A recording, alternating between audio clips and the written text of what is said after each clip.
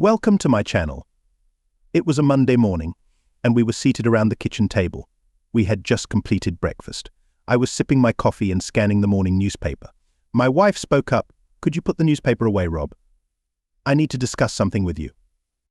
I placed the newspaper on the table. "I'm leaving you, Rob. I want a divorce." Is that all? I resumed reading the newspaper, focusing on the sports section. "I'm serious, Rob." I disregarded her, and she became irritated. "Damn it, Rob. Put down that newspaper and talk to me. I have nothing to say except goodbye. It's not that great of a loss, anyway. You haven't been any good as a wife for over a year, so leave." I set the newspaper aside, stood up, and walked to the room I use as a home office. I grabbed a notebook and a pen from my desk and pulled an envelope from one of the drawers. I returned to the kitchen table, sat down, and on the top sheet of the notebook I wrote, "Tom, thank you. Thank you, thank you. And thank God she is leaving me." I was about to place it in the envelope, but then a thought struck me. I took one of the lottery tickets I had purchased the night before from my wallet and slipped it into the envelope. I added to my note, "Maybe if you're lucky and win, it'll be enough to keep the cheater's content so she won't cheat again. Good luck, kid. You're going to need it." I signed it. A very grateful Rob. I folded the sheet, put it in the envelope, sealed it, addressed it, and handed it to Beatrice. "When you see him, give him this." She took it with a surprised look on her face and said, "You know, just because you assume I'm ignorant doesn't mean I actually am." "Perhaps," I said, taking the envelope back from her, "I should mail it myself. I don't trust that you won't open it, read it, and then discard it. Now, why don't you go pack your belongings and get out of my life? And since you're leaving, you need to be out of the house as soon as possible." "I'm not going anywhere. I'm not moving out just so you can move your lover in." I stood up, poured coffee into a travel mug, topped it off, and headed to work. On the way, I stopped by the bank, closed our savings and checking accounts, and took the contents of our safety deposit box. Then I went to a bank closer to work and opened new accounts solely in my name. Next, I called and cancelled all our joint credit cards and arranged for new cards in my name only. After that, I carried on with my day-to-day work. I stayed late after work, had dinner and drinks with my executive assistant, and told her that I was back on the market if her sister was still interested. Stella laughed and said, "Forget my sister. If you're single again, I want to be first in line." Stella started with me as a secretary 10 years ago and proved so invaluable that 4 years ago I promoted her to my assistant, and then to justify the promotion, I appointed her as my executive assistant 2 years ago. On a Sunday, I hosted a backyard barbecue and invited Stella. She informed me she couldn't come because her sister was visiting from out of town, so I suggested she bring her sister along. Her sister Tara was a very curvaceous, attractive blonde. On Monday, Stella laughingly told me that Tara had a crush on me. I laughed and urged her never to mention it because B could be, and often was, insanely jealous. Now Stella tells me she's interested in me. I had never imagined she might feel this way. "All right," I said playfully, "then Tara moves to second place and you take the first." "I'm not joking at all, boss. I'm dead serious. I want to give this a try." "Stella, you might not agree when you find out what I have to offer." She then revealed to me that she wants a divorce, so I'm leaving it to her and her lover, and I have no idea what their schedule might be. Her lover, she had slept with the guy about 1.5 years ago, and I guess she finally decided that a few days a week with him wasn't enough, so she opted to go full-time. "How long have you been aware?" 1.5 years. I realized almost from when it began. How did that occur? A pal of mine noticed her entering a motel room with another man and informed me. I employed a detective to shadow her for a week, and he provided me with all the details I needed. 1.5 years, 4:35, and you took no action. What was I to do? Become upset and disrupt my life? In this jurisdiction, divorce is based on no fault. Everything would need to be divided equally, and I would be forced to sell our home and share the profits with her. I would have to relinquish the pool, the hot tub, my carpentry workshop in the 3-car garage, and relocate to an apartment. No thanks. I chose to overlook it and let her prepare meals, wash clothes, and maintain the house tidy. How could you tolerate her knowing she was unfaithful? You'd be astonished how quickly love can morph into hatred and then apathy. I can't imagine a healthy individual like you going 1 year and half without intimacy. Who mentioned a lack of intimacy? As long as she was receptive, I participated, and she persisted, though the occurrences lessened slightly. I avoided her on the days I knew she was with him, but besides that, the sole change was that I ceased making love and simply had physical relations. Do you have any clue why she might do it? No clue, but he likely wasn't her first. You suspect she had other affairs. I cannot be certain, but what I do know is that during our 10-year marriage, she exhibited a specific demeanor 4 times that I recall. Each time she behaved as she has for the past year and a half since her involvement with this man began. It's merely speculation, but I would wager the other instances were for similar reasons. If she hadn't been spotted and I hadn't been alerted, I might have dismissed her recent behavior as just another one of those feminine moods. Perhaps I'm mistaken in my assumptions, but it doesn't really matter. 6:16, I'm certain of this affair, and that's sufficient for me to deduce she's unfaithful. What are you planning to do now? Wait for what? To see her next move now that she's independent. I've drained the bank accounts, cancelled all her credit cards, and instructed her to leave our home. She desires a divorce, so I'm leaving the decision to her. Since she doesn't earn enough to support herself and hire an attorney, she'll need to secure funds for a lawyer from her paramour, and I'm unsure if he'll provide them. They likely discussed this before she confronted me, but I have no way of knowing. I'm merely suggesting if you truly care about me, you'd avoid getting involved with a married man who's uncertain how long his divorce might take. You're viewing this incorrectly, Rob. How so? If she files for divorce, she'll control the situation. You'll be served, and that could be detrimental. You don't know what she might do. They might force you to vacate the home and award it to her during the proceedings. What if she files and alleges mental and physical abuse? Obtaining a restraining order that bars you from approaching her and the house. You need to set the tempo, boss. You need to take the initiative, making her react, not the other way around. Moreover, you'd be aiding me greatly. How so? If you're prepared to wait and let her file, what if she doesn't? What if her lover doesn't provide the money for it?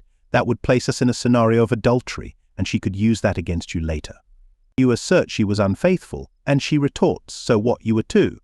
If you file, you're stating that from your viewpoint. The marriage is over, and your actions beyond this point are not her concern from a legal standpoint.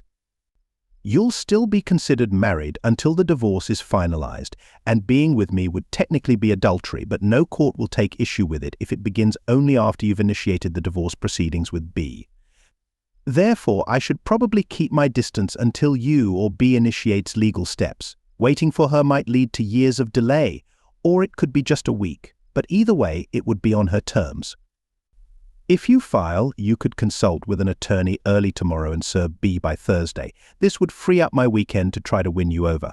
I am completely serious, boss. What's the point of being first if I don't use the opportunity? She was right, and I recognized it. So I used speed dial on my cell phone to call Josh. Josh has been my friend since 3rd grade, and he is a lawyer specializing in family law, a more decorous term for divorce law.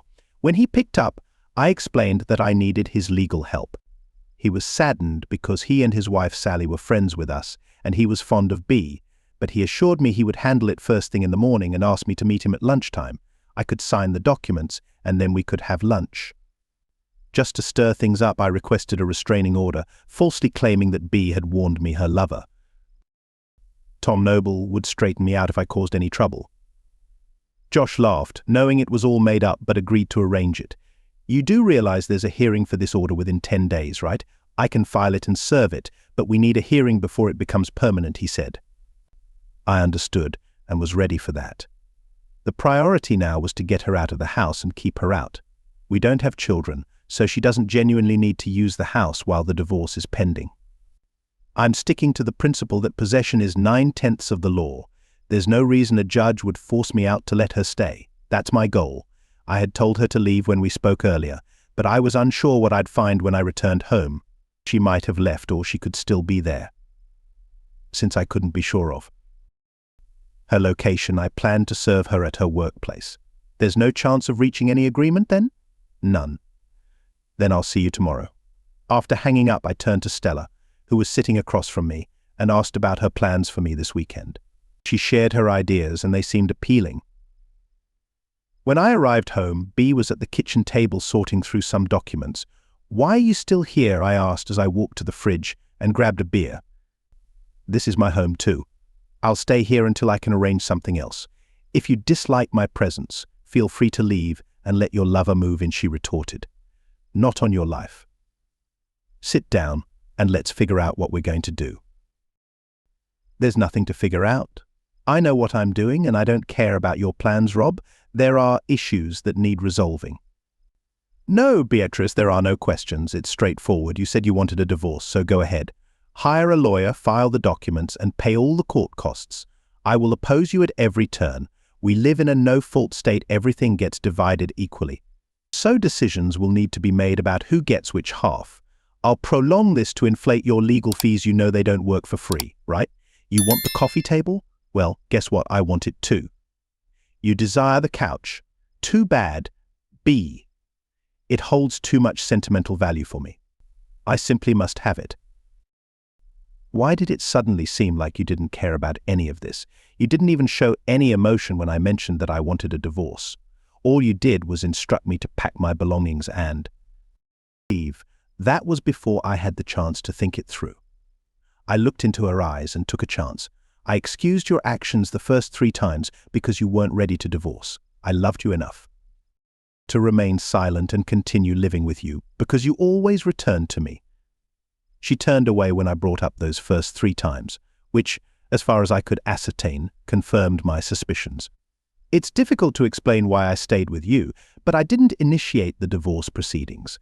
Perhaps I thought I had done something to really upset you, and you felt compelled to act this way as retaliation. I hoped that eventually you would cease your affairs, foolishly believing it was because you recognized your love for me and returned." I glanced at the floor, and indeed the mess was already on my shoes. I previously thought this issue with Noble was merely a repeat of earlier instances, but now I realize I was mistaken. I've come to see that you are nothing but a chronic betrayer, and if you hadn't chosen to leave me for Noble and ended things with him, you'd find another person to betray in 6 months or a year. Considering this, I decided I needed some form of retribution. What I truly wanted was to take a sturdy belt and beat you with it until your skin split and you bled on the floor, but that would only land me in jail. The only action I can take without ending up behind bars is to make this divorce as challenging and costly as possible for you. You're correct, this is also your home, and if you've chosen to stay, I must allow it, but I do not have to be content or speak to you. Move your belongings to one of the spare bedrooms and keep your distance from me." I finished my beer, then went up to what used to be our bedroom and prepared for bed. I thought I had achieved my goal. I had given her something to ponder, and she needed to discuss everything with Noble and make decisions, which would require time that Josh would use to serve her and secure the restraining order. I might be mistaken, perhaps she had already met with a lawyer and the documents might already be en route to me, but it seemed likely.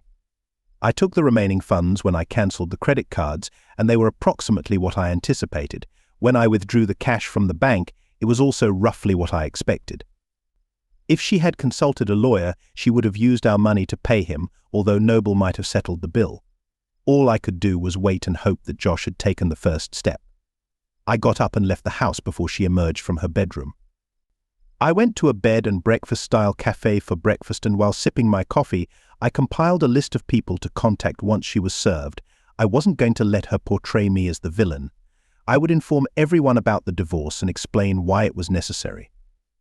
At work, Stella mentioned she was looking forward to the weekend, and I found myself hoping it would come soon. I met with Josh for lunch and signed the papers. He said he would go to the county building after lunch and file the petition. "You still want her served at work?" "Damn right I do. I think around 10 tomorrow. Call me as soon as it happens. I want the locks changed before she can return home." I returned to work and arranged for the next day off. Before leaving the office, I contacted a locksmith and arranged for a prompt service the following day. It cost a bit more, but I felt it was worth it. When I got home, Bea's car was in the driveway, but she must have decided to stay in her room and not obstruct me because I didn't see her. I got up and left the house before she came downstairs and went to a bed and breakfast-type hotel for breakfast.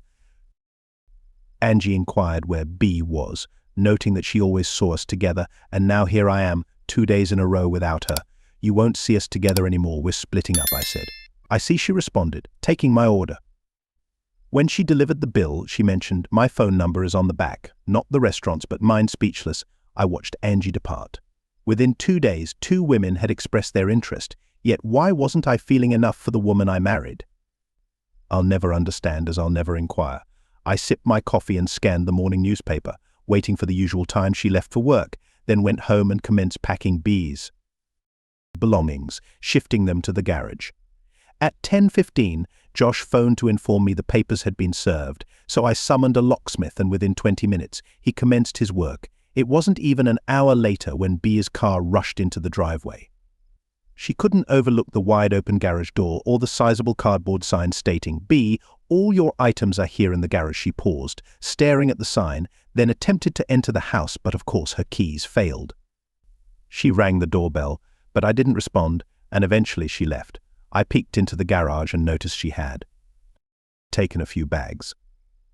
2 minutes after she departed, my cell phone rang. It was B. "Hello, you're an idiot. Did you really have to embarrass me in front of my colleagues? It's better than letting you humiliate me in front of mine. What's this restraining order nonsense?" "I feared you'd instruct Noble to attack me for being impolite to you," I replied. "That's absurd and you know it. I need to access the house to fetch some items." "All your items are in the garage, B, and I haven't altered the garage door code, so your opener should work. If what you need isn't there, make a list and let me know where it is, and I'll move it to the garage." "Stop being absurd, Rob. You're making this tougher than necessary. Sorry, B, but causing you some trouble hardly compensates for the years you tormented me, but I need to do this for my mental well-being. Just be thankful I didn't resort to violence." Goodbye, B. After hanging up on B, I began calling everyone on my list. Most were stunned to hear that B had been unfaithful, but 2 weren't shocked. One remarked, "Finally caught her, ha," and the other speculated, "I always assumed you had an open marriage. She was constantly out with some guy, and you never mentioned it." I decided to strike those 2 off my friends list. B's parents were profoundly impacted by the news and tried to convince me I must be mistaken. I've always appreciated them, and they've treated me nearly as a son they never had. But I refused to let B tell them her version and make it seem like it was all my fault. If I allowed that, they would hold a poor opinion of me, and I couldn't accept that.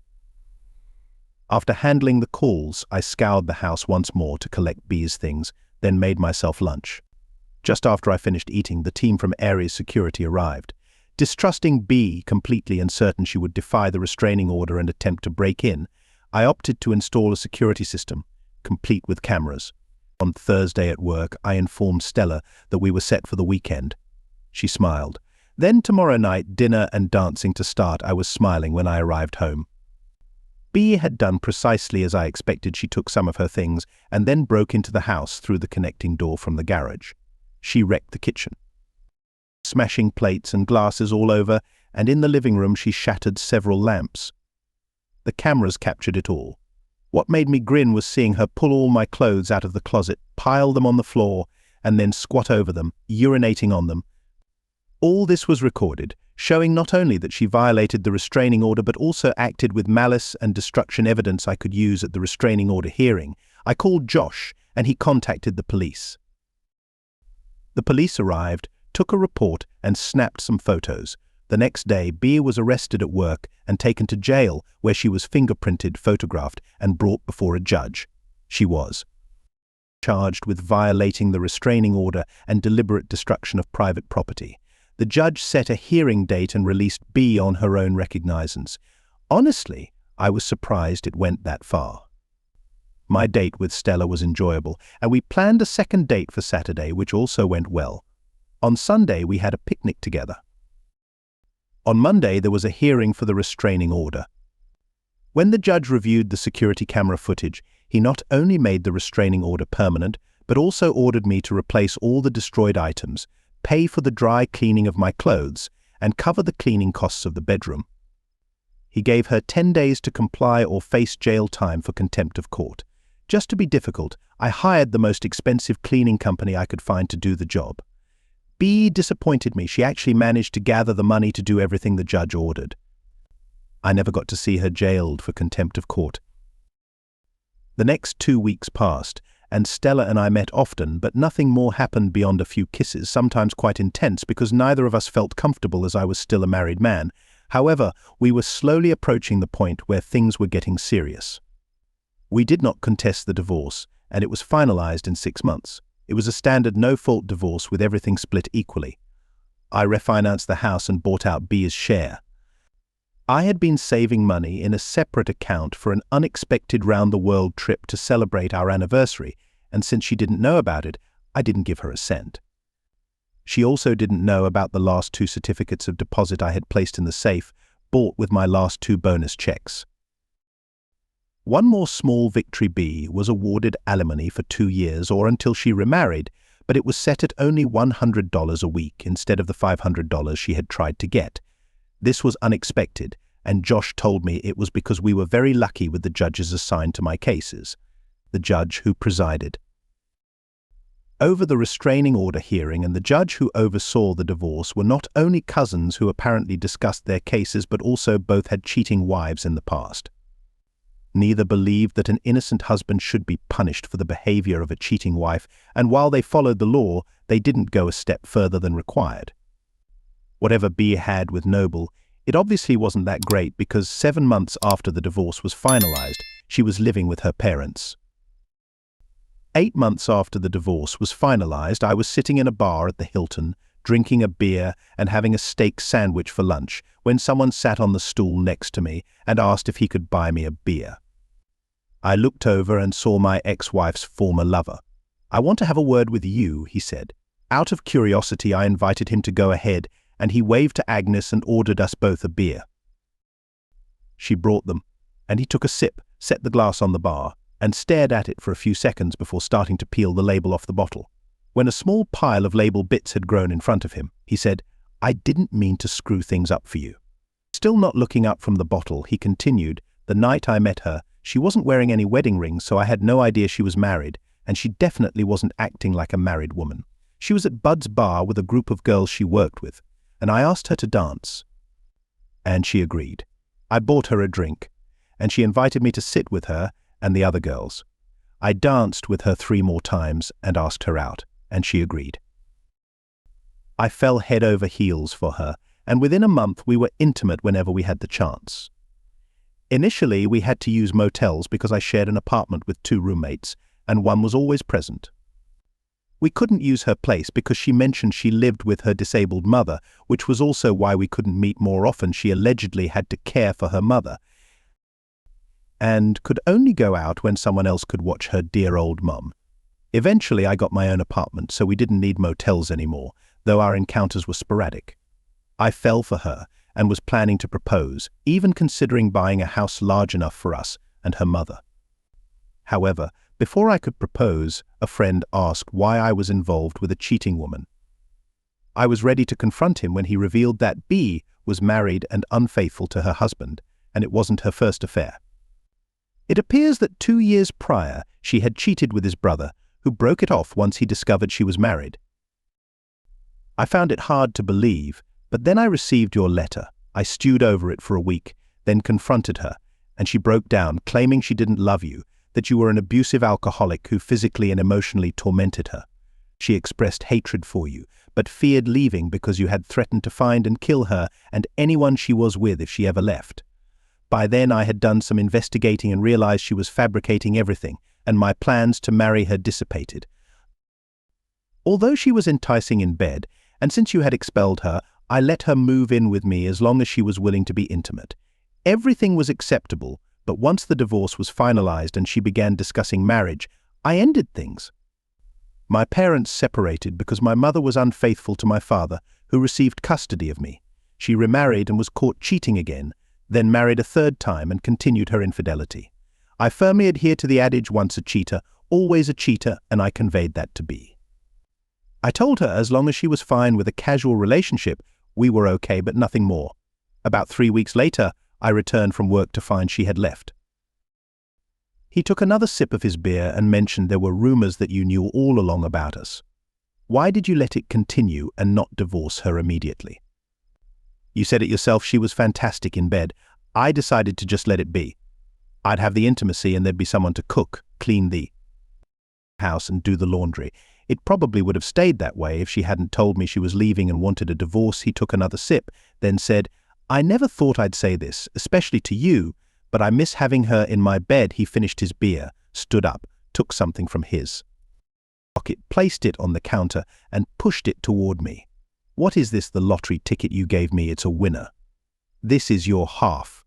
I waited to give it to you, so you wouldn't have to split it with her in the divorce. See you around. He left. I looked at the slip. It was a cashier's check for a substantial amount, a very large amount indeed. When I returned to the office, Jan, my assistant, said, You look like the cat that just ate the canary. Was lunch that good? Lunch was impressive. Oh, right, Jean, my assistant. Stella no longer worked for me, at least not in the office. She was home painting the room that would become the nursery when the twins arrived. Thank you for being with us and listening until the end. If you found it interesting, please subscribe, give us a like, and leave your comments, and we'll see you on my channel.